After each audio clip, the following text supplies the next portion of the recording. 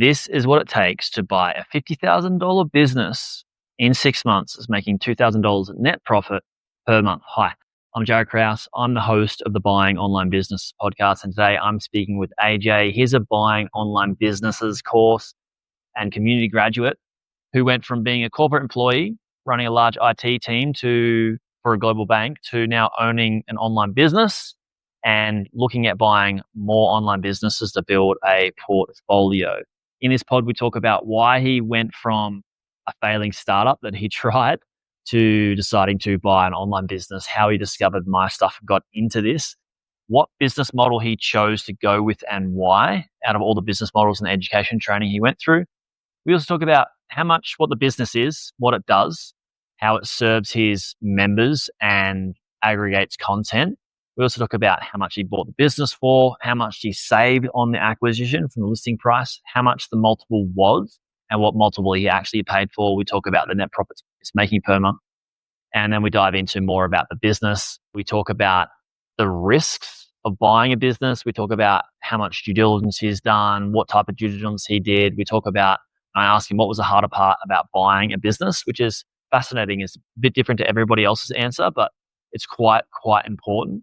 And he ties into why it was the hardest and what you can do to make that easier through your journey. And then I asked him what would his advice be to first-time buyers, say a friend that was looking to buy a business, which he shares. And we talk about where to next from here for him and building out his portfolio. There's so much value in this podcast. We do talk about the due diligence framework. I'm going to give it to you guys for free.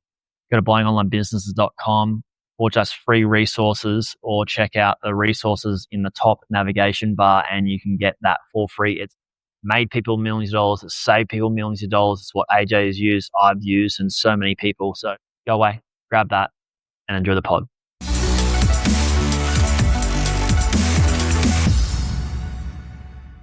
AJ, welcome to the podcast.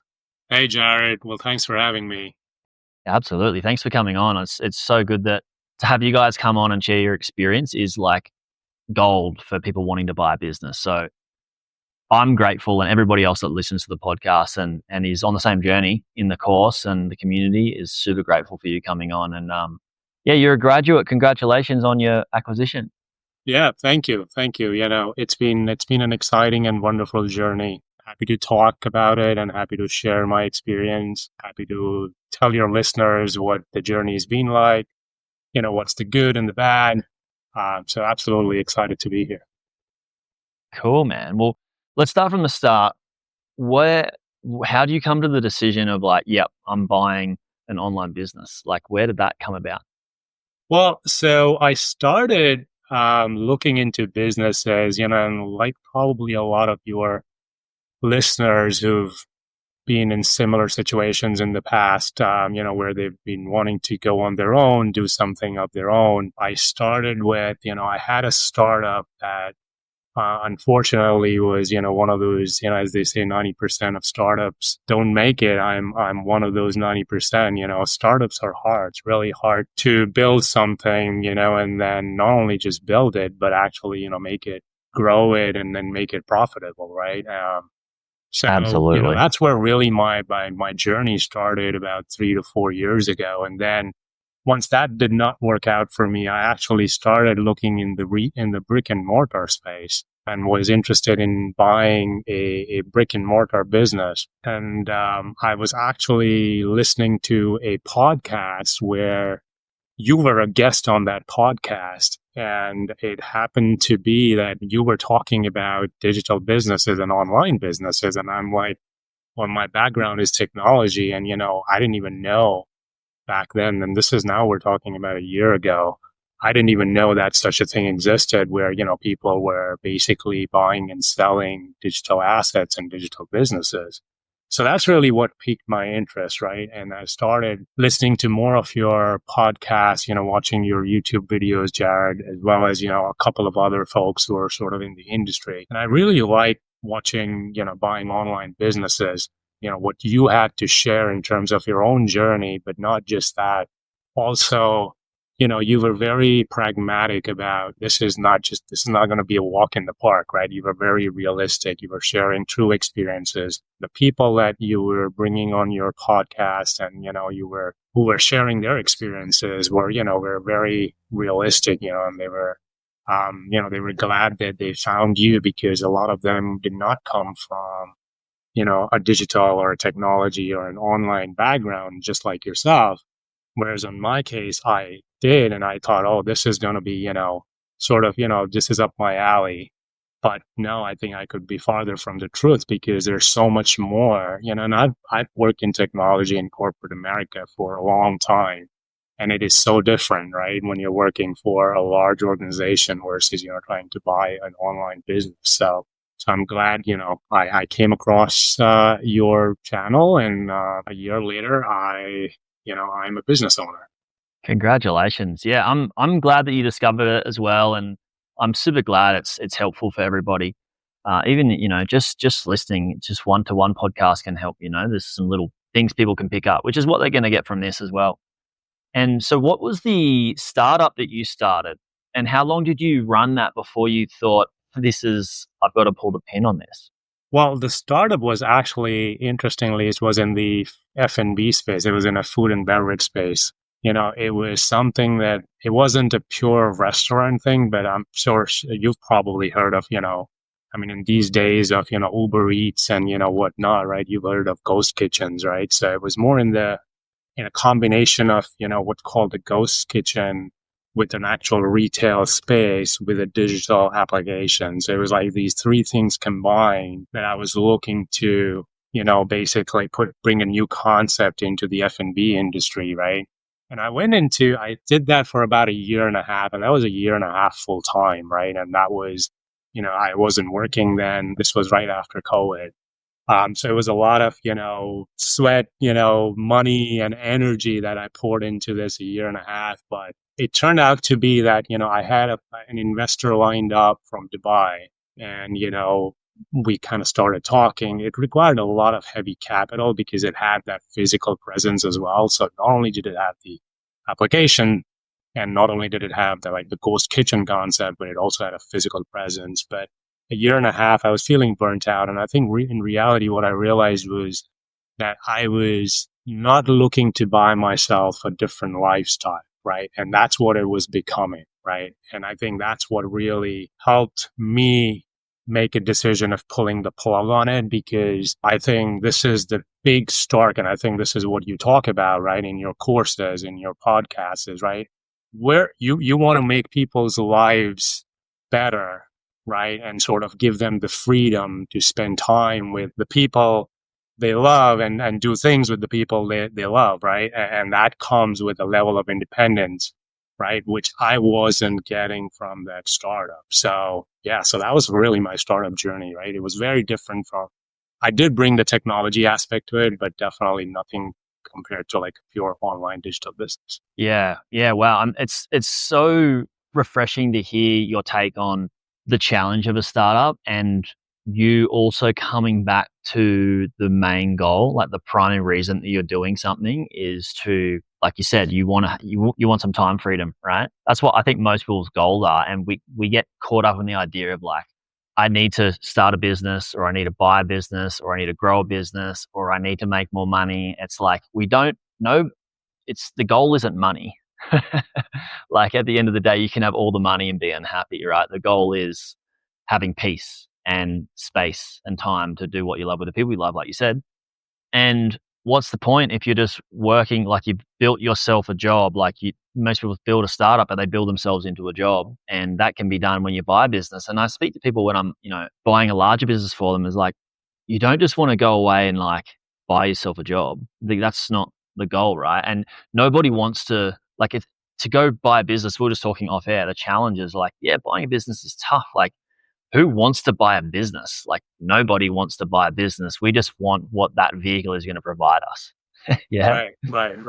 And I mean, that, yeah. And I'll just add to that, right? I mean, that does not mean that you can be completely hands off and, you cannot think about business. And this is something that you're just going to buy and sort of store it in your closet, and it's going to churn out money, right? I mean, I want people Right. to be realistic about it, right? But I think that the key things that you talked about, right? It's the freedom, right? It's the independence that you get, right? It's like, I do things on my own time, but even if I'm not doing it, right, it's still continuing to run. That doesn't mean that I don't pay attention to it. That doesn't mean that I don't do things that it requires that need to get done, but I do them on my own, on my own time. And I do that with however I want to do it, as opposed to working for somebody, right? Which is what I really did for 20 plus years, right? So I think that's the Yeah. independence that really it is, right? And I want people to understand, it definitely is not something that you buy and forget, right? It is not,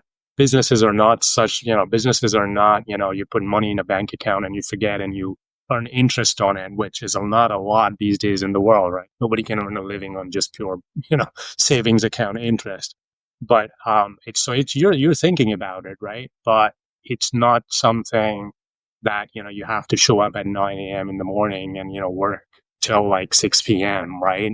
Every day, 5 days a week.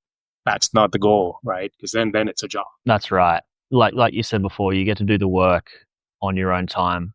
It's just controlling your calendar, and when you can truly control your calendar, you truly can control your life, and it's super valuable. So, how did you decide on what business model to go for, AJ? So I was started just like, again, maybe a lot of your people who go through your course and are part of the Bob community go through, right? I understood, what are the different business model types, right? So the content business space, the e-commerce space, the membership space, the SaaS space. And I was looking at all of them, right? I actually did DD, and I think I probably submitted maybe like 5 or 6 DDs to you over the course of, I think, 3 or 4 months. I think I submitted pretty much, I want to say at least 3 kinds, right? I think I submitted a SaaS DD, I submitted a membership / SaaS DD, and definitely couple of content DDs, as well as an e-commerce DD. I think, so I was open to all of them. I knew sort of the pros and cons. I was a little, because of the price range that I was looking at, I was trying to shy away from e-commerce because I wasn't looking to go start with a 6-figure business, right, as my first acquisition. What's the price range that you were looking at for this first one? Just so people know, if you're comfortable sharing, of course. I was looking more in the below $100,000 price range, right? But above at least $25,000. So, that's the range I was looking at. And I did come across a lot of e-commerce businesses, right, that were selling for really low multiples, right, that were in that price range. But when I did even the first page of your DD, that thing was like, I don't want to come close to this, right? So there's so many e-commerce businesses I found that are out there on marketplaces that are just not worth the risk, even though, it may not be $1 million business, right? But it's my money, right? And I want to be careful where I'm going to spend it, right? So it wasn't, Absolutely. So that's the price range what I was looking at, right? And eventually I landed up on this business that I ended up buying, was more in the content space, but it also had a membership side to it, right? Which really attracted me. And I'll tell you a little bit more as we talk about the business, right? And the reason that attracted me was because it had multiple sources of revenue, right? Because I came across a bunch of pure content businesses that were probably generating 90% of their revenue from just ads, right? Or, some other businesses. Yeah, that's really the norm. Yeah, right, for most media businesses. Or some other businesses that were generating, a big portion of their revenue just from affiliates, right? And maybe some ads, right? But yes, to your point, as you said, right, majority of the content businesses that I was coming across were basically ad-based, right? And then I actually went pretty far in my DD and put an offer on a business where there was mostly ads, but it was a lot of social media traffic. So traffic was generally diversified. It was, SEO traffic, search engine traffic, social media, social traffic. What sort of percentages of traffic would the split between social media and organic, and just so people know, if you're cool with sharing that? Yeah, so this is not the actual business that I ended up buying. I'll talk about that in a second. But okay, then we'll just close to buying fair enough. had good had good diversification of traffic, but the owner himself was spending about 40 hours on that business a week. And so I sort of steered away from that. And that's when I came to the business that I ended up buying. Before we come to the business you end up buying, I just want to pause in between some of these things because you're just sharing so much and there's so much to dig into. How much was that business making in net profit per month that guy was working 40 hours per week in? So it was a larger business. It was making about $10,000 in profit a month. Okay, so he was working 40 hours a week for 2.5 grand. So the hourly rate's not too bad for that, really. I didn't know, but like if that was making like $2,000 a month, and you do the hourly rate, $500 a week on, yeah. Yeah, and this was also the although I said the range that I was looking at was 25K to 100K. This business was actually priced a little over 200K, but the seller was open to seller financing and this business was also SBA eligible. So that's the reason I was actually seriously looking into that, because I think I've shared this with you on one of our email communications, Jaryd, that I have been, I am open to acquiring a larger business with SBA financing or, debt financing. This was before I ended up buying a smaller business. I was actually looking at a larger business to acquire with some debt financing. But we can talk now about the business that I ended up buying. That doesn't perfect. $10,000 a month profit though. So what is the business that you bought? What's the business model? How much did it cost you, and what was the multiple? What's it making per month? Just if you're open to sharing, spill what beans you are able to spill. Yeah, no, absolutely.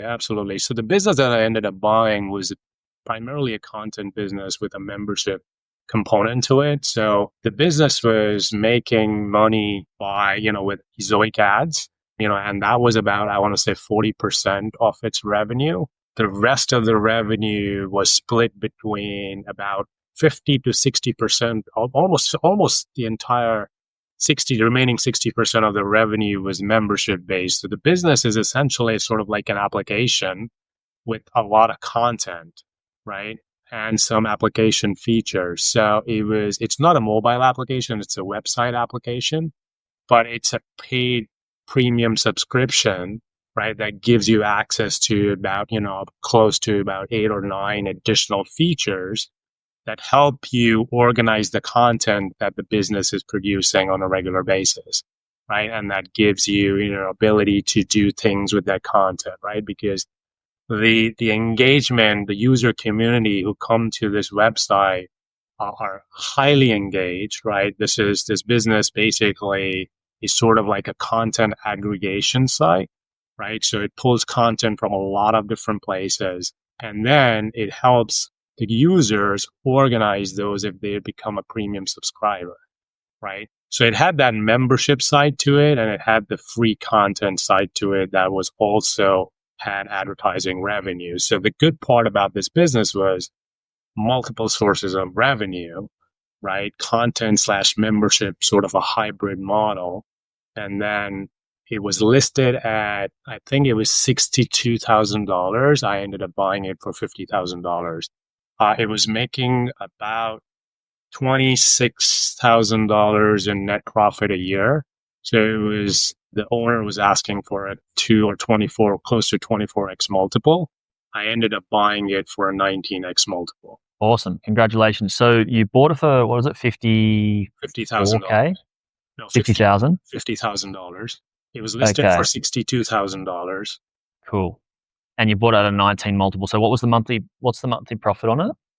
I think the monthly profit on it is now a little over $2,000. Okay, cool. And it was roughly around 2,000 when you purchased it, right? Yeah, it was actually a slightly higher, and I'll tell you what happened to me after I ended up buying the business. And I'll tell you what the lesson learned was, right? So it was a little Before we get into that, can I dive into a couple of more questions? Sure. So are you saying it's a media business that gets a lot of content from the internet and aggregates it, and then the members can choose what content that it narrows down to put in front of them? So is it basically a platform for people to consume content in specific categories that they want. Yes. Is that what you mean? Yes. It's basically they can categorize the content, they can share, they can save some of pieces of content as their favorites. They can basically do other stuff with that content, right? They can revisit some of those content, they can hide some other content. So it's some of those premium features are basically, what you can do in terms of applying filters to the content, saving content as favorites, things that you can't just generally do from like a browser, for example, right? Right. And is this where's it getting content from, and what type of content is it getting? Podcasts, YouTube videos, No, Vimeo videos, it's just mostly written? actually text and images and some Okay. videos, but it's primarily text and images. It's really an aggregator site, right? But it's not aggregator for video or audio media. It's an aggregator for pure text and image based content. Cool. Gotcha.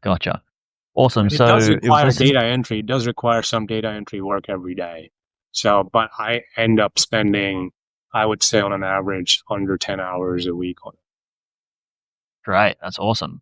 And so it was listed for 62. You bought it for 50. It's roughly a 2K a month net profit at it. You bought it at a 19 multiple, and he was asking a 24 multiple. Yes. So it's like, tell me, like, this is pretty common for my graduates to buy businesses cheaper than they're listed. I know why, but I would love for you to be able to share with me why you feel you were able to get this for for cheaper than it was listed and get a good deal. Was it because you had learned so much in the course, or was it just because how the business was? And what are your lessons through that? I think it was a combination, right? One is clearly when I first had my first call with the seller, right?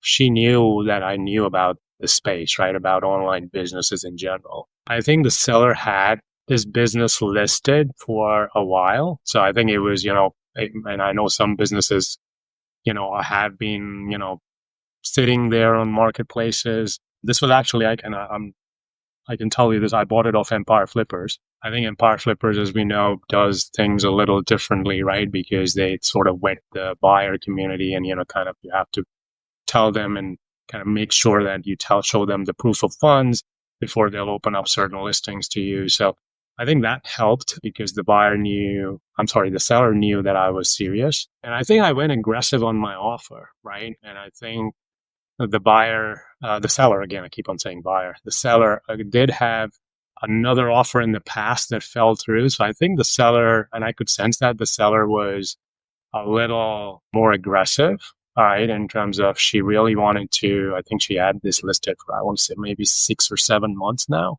before I came across it. And so I think she was eager to sell as well, right, because she wasn't really getting a lot of traction.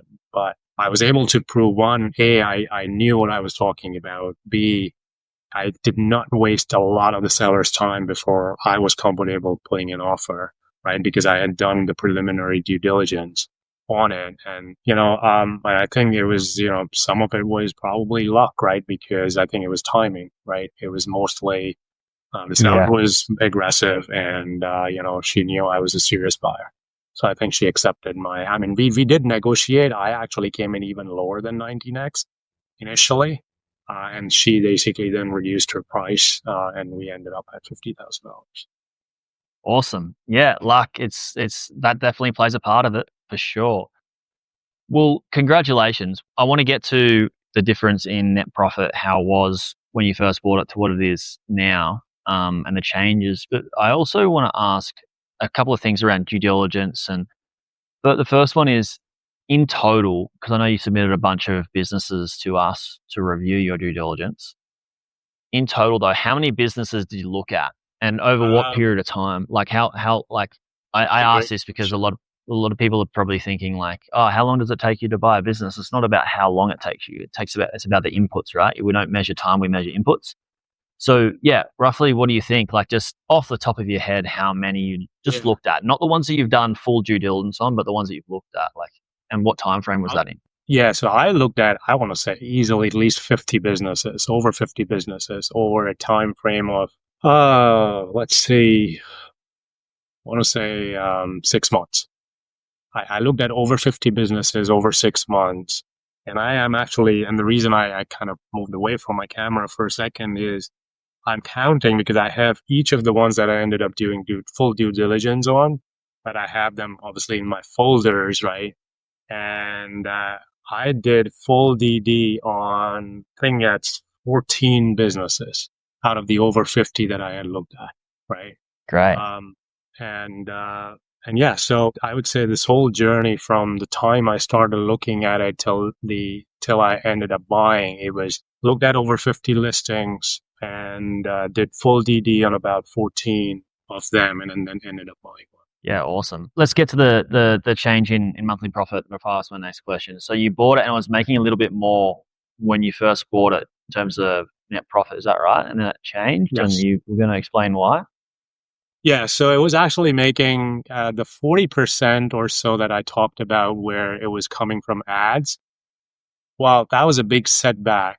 And this actually happened pretty much during migration. So we had already signed the asset purchase agreement, right? This was no fault of the seller. Unfortunately, what ended up happening, and this is why I keep on repeating that, understanding, right, and not having all your eggs in one basket is very important, right? And that goes for your source of traffic, that goes for your revenue streams, that goes for a lot of things when you're looking at a business, right? And it does vary from businesses to businesses, right? Obviously, for a SaaS business, right, you're not going to likely have any ad revenue, right? So you're probably only just going to look at, who's buying the software, how many clients are buying the software. So it varies from business to business. But for something what I ended up buying, the real attraction was the multiple streams of revenue. Because what if one stream of revenue shuts down? Well, that doesn't take away my entire business, right? And that's what actually ended up happening to me because this business was running Ezoic ads. And the way Ezoic works is when you basically sell a business, right? The buyer of the business has to have their own Ezoic account so that they can then, hook the business up with their account and then have partner or integrate with Ezoic, and the ads start to display, right? And I think it's very similar with Raptive and MediaWine as well. But because this business was already was already integrated with Ezoic and had been for over 2 years, when I ended up acquiring the business and we started the migration and the seller unhooked the Ezoic account and I started working with my Ezoic rep to turn the ads back on, unfortunately, Google came around and blocked me and said, well, you're not eligible. And I actually went, submitted an appeal, went through my Ezoic reps, they reached out to Google. Unfortunately, for one reason or another, which I'm still, I'm not spending too much energy on it at this point. But initially, the first month, it was a big setback because I was like, this is almost 40% of my revenue, right? And so Ezoic said, we are a Google premium partner until Google approves you. It's not the site itself; it's something that is associated with the account you have, the Google account that I have. And maybe it's from my startup. Maybe it's from, I don't know yet because unfortunately, Google is not being very transparent about it.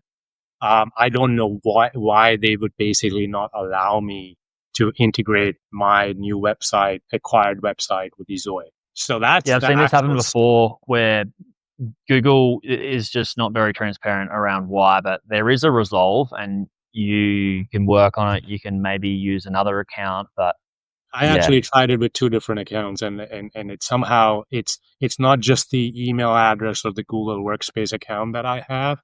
It somehow links to me, and I'm like, that doesn't make sense because Google's never blocked me.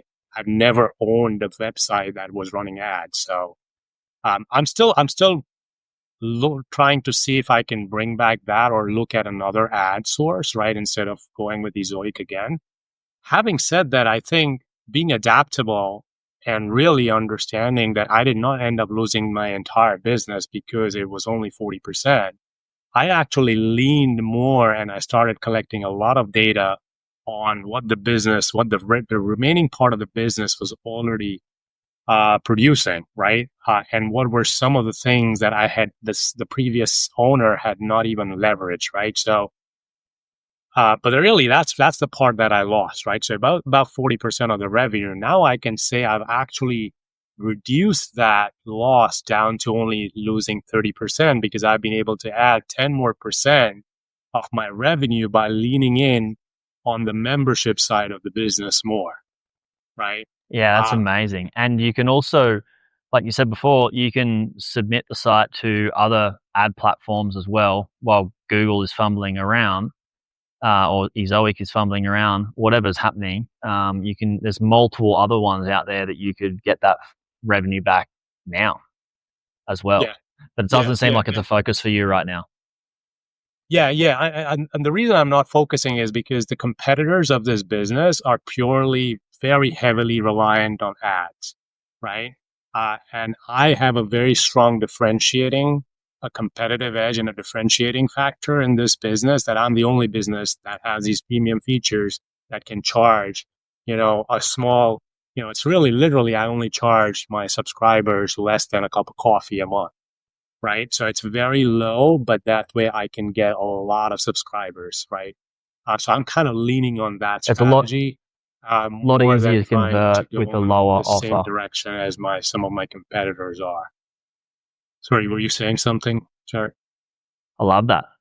Yeah, I was just saying that it is a lot easier to convert on a lower offer and just go volume that way. So congrats on building that out further, and just taking over more of that space before your competitors get in there. From the whole journey, was the hardest part about deciding what business to buy, finding the business, due diligence? What was the hardest part for you and why? I wouldn't. I think that's an interesting question. I don't think I can. I think the hardest part, if I were to put my finger on, would be the decision, right? Yeah, I think the decision to really say, here's the business I'm going to put an offer on. I've done my due diligence. I'm confident that this is something that I can run. And, I'm now ready to put my money where my mouth is, right? Really. I think that's really was my hardest part. It wasn't about, because I think there's a lot of analysis, a lot of people I feel can fall into that whole analysis paralysis sort of mode where they want the perfect business. And I can tell you, just with my limited 6 months of experience, there is no such thing like a perfect business, right? Because There's you no will there's always no find unicorns. there are no unicorns, right? Unicorns are made; they don't exist, right? And it's really right. There's no perfect business because if you really want to find a risk or a con in a business, you're going to find as many as you'd like. It's really what can you live with, what can you manage, what can you mitigate, right? I think that's really what comes down to, right?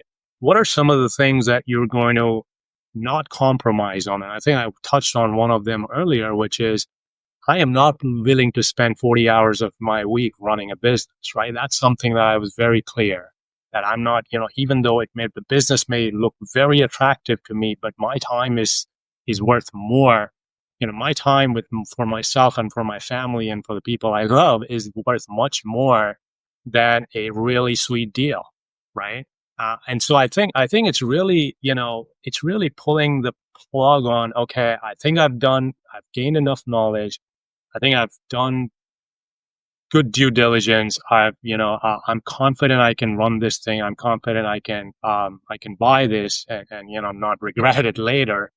As a whole, really, that was really the hardest part was really that decision that, okay, here's a business ready to put an offer on, ready to, work with the seller, ready to then, sign the check and buy and start running it. That was really the hardest part. Everything else that came before it was a lot of grit, a lot of work, but I think that's the journey everybody needs to take, right? Until you do that, you're not going to be confident. You're not going to be able to really be able to pull the plug on it, right? So, but Exactly. it's I still mean, when it comes to you're not gonna. How can you be confident to do anything if you've never done it before, right. right? Or you don't know how it's done, and like just like buying a business that you've done your first due diligence on. It's almost a massive no-no. It's like why would you do that? Because You don't know the market. How could you be confident in the valuation of the business if you don't know the market? So it sounds like that the training and the exposure and everything that you went through is exactly what you needed to go through to be able to have the confidence to make the decision to pull the trigger on it. Otherwise, like, why would you, like, nobody would just go, I'm just going to buy a business off the shelf without knowing anything about it and be confident it's going to be a good investment.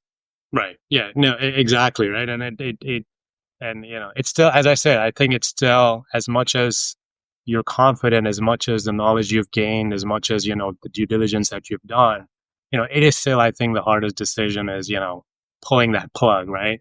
But I think you have to, part of it is, you have to take that leap of faith, right? Because it's just like anything else, right? Riding a bicycle, when, if you didn't let go of the training wheels, right, you'd never learn how to ride a bicycle, right? So, it's that sort of leap of faith, which I think is still, in hindsight, still seemed like it was hard, but I'm glad I did it. It's so good to hear. I'm glad you did it as well. It's just the start of something amazing for you and your family and your life. And say a friend came up to you and said, AJ, I'm looking at investing in a business, and you say, well, you could try buy a brick and mortar business, you could buy an online business. What advice would you give to them if they were, as for a first timer looking to buy a business? Yeah, I think it's, don't skip on the learning part, right? I think that's the number one advice, right? Don't, this is not something, you're not going on a vacation and you're saying, oh, I've never jet skied before. I've never been on a jet ski and I'm going to go, rent a jet ski and go out on the water, right? This is not like that, right? So spend the time, energy, effort to educate yourself, right? There's a lot of resources, right? I mean, buying online businesses included, right? Educate yourself, because until you educate yourself, until you really learn, what it is that you're getting yourself into, right? It's either going to be very scary for you, or B, it's going to be an adventure that you're going to regret, right? So I think the more you're prepared, the more work that you do to educate yourself, to learn sort of as much as you can before, making that decision, and whether, and time is always relative, right? So whether that it took me 6 months, it might take somebody, 3 months, it might take somebody 2 years, right? So time is relative to every individual. But that's really my number one advice would be is, really learn about it, right? And yes, you're going to have to, take a chance. Life is a chance to some degree, right? So you're going to have to make that. But once you've gone through that learning curve, once you've built that confidence with real world data, right? And used and learned from people's experiences, and, a lot of information that they share with you, yourself included, Jaryd, you're going to be much more confident when it comes to make that decision, right? And sign the check. Yeah, I love that bit of advice. And you're so right. Like, we all take risks every day in our lives. It's a part of life. And you mentioned that so if your friend was going to ask you about some advice about to buy a business, you just tell them to educate themselves. And I'm a big component of saying that education helps you reduce your risk, because the more you know about something, the less risky it can be. It's not going to eliminate all risks, because, like we said, we're going to take risks, and investing has risks. But by educating yourself, you can eliminate massive risks to make an educated decision to take that leap of faith and buy the right business. And yeah, I'm thrilled for you. This is the start of something great. And congrats. 6 months in, bought a business, making $2,000 a month, and it's only upwards from here. Where to from here? What are your goals with online businesses? So my goal is to basically continue to buy more online businesses, but not having to try and run 7 or 8 or dozen businesses, right? Because I'm also, again, right, it kind of goes back to, I value my own time, I value my independence. But I think this has given me the confidence to aim higher, right, to go bigger. I'm actually looking at another larger business with the debt financing. Even though it's got a big online component to it, it is remotely run, but it's a services business, right? So it's, it's very different from what I ended up buying before. But, really, that's really my goal is to, I think the key difference between what I already bought and what I'm now looking to buy and continue to do so in the future is I'm looking at businesses that already have either a GM in place or a team in place, because I think and this is something I did in my corporate career is I manage large teams. So I'm I'm very comfortable with managing people. But if that's what, one of your listeners is, right? Like they come from like a corporate background and are comfortable managing people, right? I think that's another way to look at buying businesses is where you've got a team so that you don't, as they say, right? You work, instead of you working in the business, you work on the business, right? That's sort of my next step in my business acquisition journey is really I want to look at businesses where I can kind of work on the business, right, rather than in the business. And I I think love that. that's really where that's really where I'm looking to go. I love that. Yeah, one of my old mentors said to me, if you don't have team, you don't have time. And then another guy that is very famous, Michael E. Gerber, he's been on the podcast. He wrote the book, The E Myth. He talks about there's a massive difference between a business owner and a business operator. And most people in smaller businesses are operators. And when you transition out of being an operator by having a team in place, you become an owner. And when you have more time, you're less stressed. And when you're less stressed, you make better decisions. When you make better decisions, your business grows. And so you're just giving yourself some thinking time on strategies on how to grow the business, and then you can employ those strategies to the team. So yeah, I'm thrilled. I'm thrilled for you. I hope this next acquisition goes really well. If it's an offline with a part online, I hope it goes really well. If you're looking to do something online, I'm here for you, as you know. But yeah, thanks so much for coming on behalf of everybody. They're so grateful that you came on to share, because having somebody that's been through this journey is just so inspirational. They've heard my story a million times, but it's good to hear yours. So thank you. Yeah, no, thank you. Thanks a lot, Jaryd, for having me and giving me the opportunity. Absolutely. Thanks everybody for listening, and I'll see you guys on the next one.